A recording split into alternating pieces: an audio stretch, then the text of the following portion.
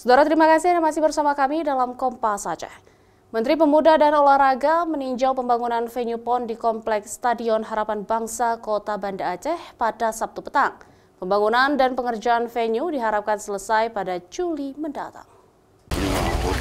Menteri Pemuda dan Olahraga Dito Aryo Tejo meminta semua pihak yang terlibat dalam persiapan PON Aceh agar terus mempercepat persiapan pembangunan venue PON Aceh, mengingat pelaksanaan PON tinggal 115 hari lagi.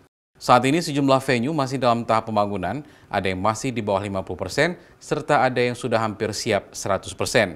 Menurut Dito, venue sangat penting untuk kelancaran PON, selain sumber daya manusia nantinya pada pelaksanaan PON. Dito berharap pada bulan Juli seluruh venue PON sudah selesai dikerjakan, mengingat persiapan lain juga penting dilakukan sebelum pelaksanaan PON nantinya. Ini terakhir saya tinjau, perbandingan dengan sekarang ini sudah signifikan dan ini nampaknya kami sangat yakin dan optimis untuk venue semua di bulan Juli maksimal sudah jadi.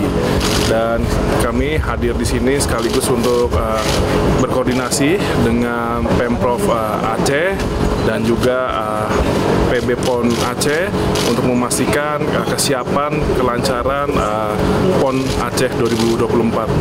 Dan tadi sudah kami ingatkan kembali bahwa selain kita mengejar jadinya venue, ini juga penyiapan SDM juga harus menjadi fokus, dan juga yang paling penting adalah bagaimana kita semua dari pemerintah pusat sampai daerah memastikan good governance. Jadi kami ingin PON 2024 ini benar-benar sukses secara prestasi, sukses secara penyelenggaraan, dan yang terakhir sukses secara administrasi.